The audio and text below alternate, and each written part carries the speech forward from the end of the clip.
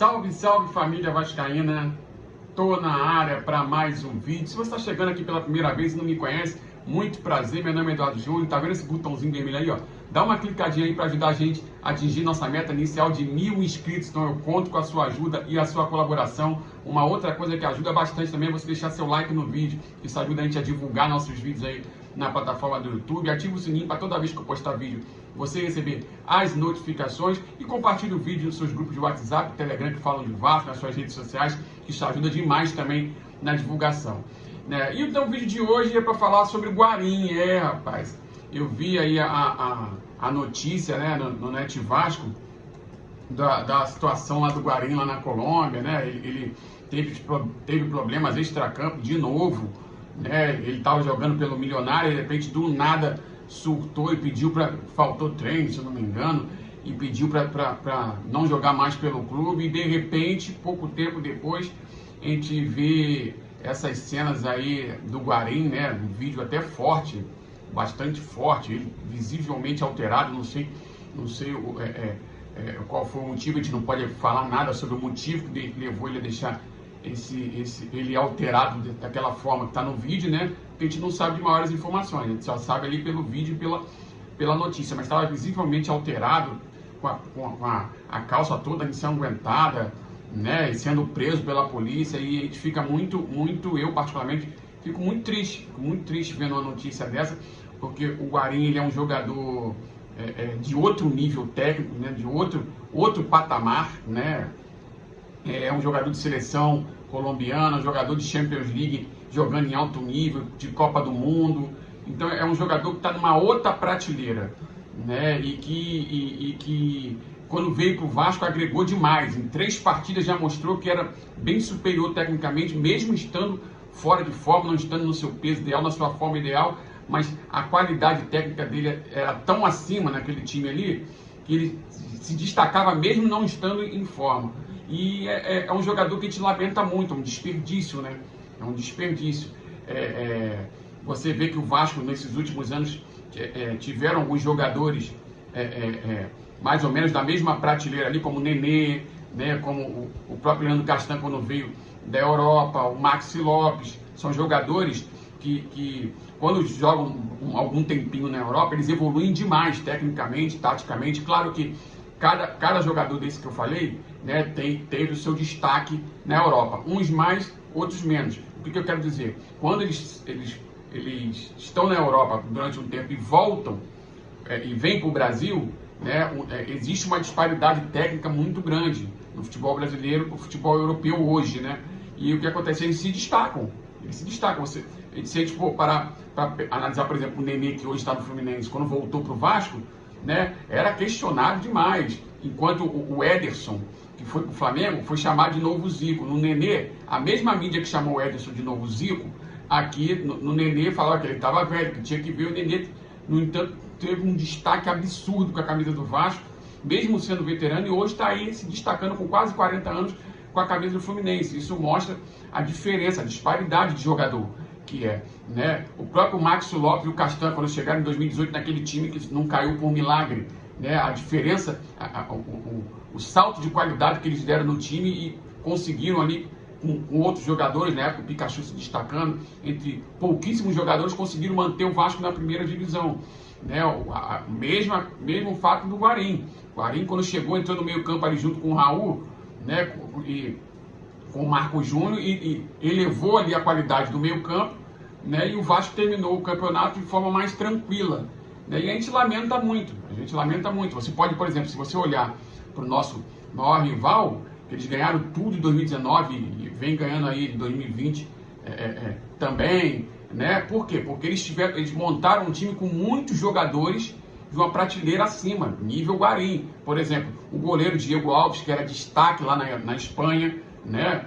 Os 2 laterais, tanto o Rafinha quanto o Felipe Luiz, que são laterais de seleção, jogando muitos anos na Europa em altíssimo nível de Champions League, ganhando Champions League, chegando em final de Champions League, marcando o Messi, marcando o Cristiano Ronaldo, marcando os melhores do mundo, né? Você pega, por exemplo, o zagueiro Pablo Mari, que veio também da Espanha, né? Numa condição tática e técnica muito acima também. Entre outros, o próprio Bruno Henrique não teve tanto destaque na Europa assim, mas já fez partida lá, por exemplo, quando ele jogava no Wolfsburg, ele fez uma partida contra o Real Madrid, no Santiago Bernabéu, que ele deu muito trabalho para a zaga do Real Madrid. Então, assim, são jogadores de outra prateleira. Quando põe todo mundo junto, aí dá esse resultado aí que o rival conquistou.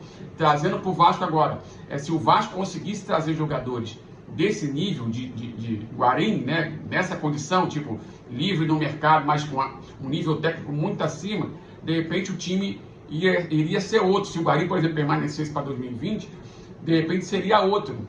Infelizmente, eu considero um desperdício muito grande, né? E por que eu estou falando isso do Guarim? E agora eu vou trazer para a nossa realidade do Vasco aqui para fazer uma contextualização que vocês vão entender.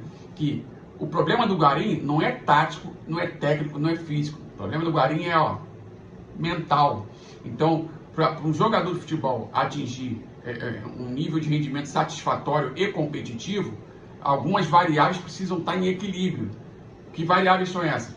O psicológico, o físico, o técnico, o tático. Isso tem que estar em equilíbrio para o jogador ter uma performance boa, né? Um nível de competitividade bom num esporte de alto rendimento que nem o futebol. Então o problema do Guarim é a mente, é a cabeça. Então trazendo para o time do Vasco atual, né, a gente vê que analisando nome, papel, você vê que a gente tem alguns jogadores ali, né, sejam da base, sejam até no profissional, né, que tem condições de render mais. Tem condições de render mais. E por que não rende? Por que não rende? A minha humilde opinião, eu quero saber de vocês aí embaixo, acredito que depois daquela entrevista coletiva do Jorge Salgado, falando que no primeiro aporte financeiro que entrasse no clube, ele iria se pagar primeiro antes de pagar jogadores e funcionários, aquela declaração ali, na minha humilde opinião, rebaixou o Vasco. Aí você falando, por que Júnior rebaixou o Vasco? Porque da mesma forma que a torcida fica ansiosa por mudanças quando vem ano eleitoral e, consequentemente, o pleito eleitoral em si, os jogadores também ficam. Os jogadores também se falam em grupo de WhatsApp, eles também criam essa esperança de mudança. Haja vista que, desde 2018 para cá, foram feitas diversas promessas. O Vasco, claro que salários atrasados, o Vasco vem há muitos anos, mas é uma situação recorrente que não muda e promessas foram feitas e não foram sendo cumpridas, né? E quando o jogador tem muito tempo de casa, a tendência é ele ter um desgaste emocional muito grande com essa situação. Aí tem a questão dentro de campo que passa o tempo todo lutando para não cair com a faca no pescoço, sendo pressionado pela torcida, xingado em rede social, vê a família sendo xingada em rede social, né? E tem a questão salarial, e isso tudo influencia na mente do jogador e afeta o rendimento, né? Por exemplo, questão de atraso salarial pode não ser muito relevante para jogadores que ganham muito, porque eles já têm uma reserva financeira muito grande. Então, apesar de eles serem o pilar financeiro de toda uma estrutura familiar, não só da esposa e dos filhos, tem os pais, tem os avós, tem irmãos, tem primos, tios, toda uma família por trás dele que eles sustentam financeiramente. Então, quando o jogador ganha muito, ele fica incomodado, mas ele tem uma reserva financeira para segurar a onda, de repente até ajudar funcionários, que nem acontece no Vasco recorrentemente, ajuda funcionários, ajuda jogadores da base, e aí que está o grande problema. Nem todos têm um salário muito alto, tem jogadores da base ali que ganham pouco, né? Claro, os que têm mais destaque já renovaram o contrato com um aumento salarial, mas quem está subindo agora ganha pouco. Imagina ficar 4, 5 meses sem salário. Imagina se o que não afeta na família do jogador. Já que o garoto da base, mesmo ganhando pouco, ele já está ali ajudando em casa, de repente sustentando os pais. Quando começa a atrasar, começa a ficar em dificuldade. Quando começa a ficar em dificuldade, né, e ver os pais em dificuldade também, isso com certeza afeta a mente, consequentemente, o rendimento do time dentro de campo. Então, eu acho que o Vasco precisa sanar isso, essa questão de salário atrasado, né, pelo menos dar uma amenizada, né? Os jogadores, como eu falei, criam expectativas também. Quando vê uma declaração dessa, né, e vê que toda essa bagunça que aconteceu nas eleições do Vasco, proporcionado por essa turma aí que deu esse tipo de declaração, aí o jogador viu viu que antes da eleição o cara falou que tinha dinheiro e depois não tinha dinheiro, ou seja, aí viu, o jogador também viu, ele convive no dia a dia ali com os mesmos personagens que eram da outra gestão, que estão na gestão agora. O que o jogador pensa quando chega em casa, conversando com parentes próximos ali? Ó, nada vai mudar no Vasco, vai continuar salário atrasado, a gente vai continuar com dificuldade, nada vai mudar. Né? Até agora a gente não está vendo uma notícia de pagamento de salário, pelo menos de previsão de quando vai se pagar, nada. De repente estão conversando internamente, né? E a gente não sabe. A gente tem que levar isso em consideração também para não ser injusto. Mas como no Vasco tudo vaza, né? E nada vazou até agora, fica estranho esse silêncio, né? E a gente fica sem saber e a gente fica vendo o rendimento do time muito ruim, né? Com pouca evolução, não se vê evolução. Claro que uns jogadores ali estão jogando um pouco melhor, apresentando um rendimento melhor, o Galarza, os garotos da base, Laranjeiro e o Figueiredo, que entraram bem Fluminense, mas ainda não é o ideal para a gente jogar uma série B do Brasileiro, por exemplo, no nível de competitividade que vai estar esse ano. Então existe essa preocupação aí. No meu entendimento, a questão financeira do Vasco está afetando demais o rendimento dos jogadores em campo. Está afetando demais. Isso pode ser determinante aí para a temporada aí.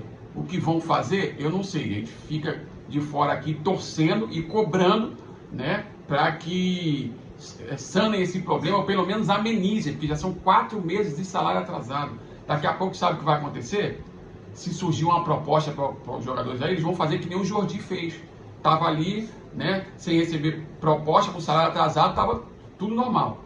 A partir do momento que recebeu uma proposta, e pior, de clube de fora, do Brasil, com um câmbio, com a diferença cambial do jeito que está, euros quase R$7, dólar quase R$6, né? Mesmo que seja de ligas secundárias, o jogador recebendo uma proposta de 40, 50 mil euros, com euros a R$7, R$6, quase R$7, para pagamento em dia, o jogador não vai pensar 2 vezes de entrar na justiça para conseguir liberação do clube para poder assinar com outro clube.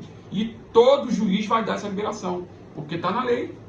Está na lei. Essa é a preocupação. E a gente não vê isso. Então, claro que tem questões de deficiência técnica, tem jogadores ali que, na minha visão, não tem condições de jogar no Vasco, mas independente disso, a questão salarial, no meu humilde entendimento, está afetando sim o rendimento do clube. Por isso que eu peguei a situação do Guarim, né, e fiz esse paralelo com a situação do Vasco para ver se a gente tem um entendimento aí. Até porque como é que a gente vai cobrar um melhor rendimento do jogador devendo 4 meses de salário atrasado?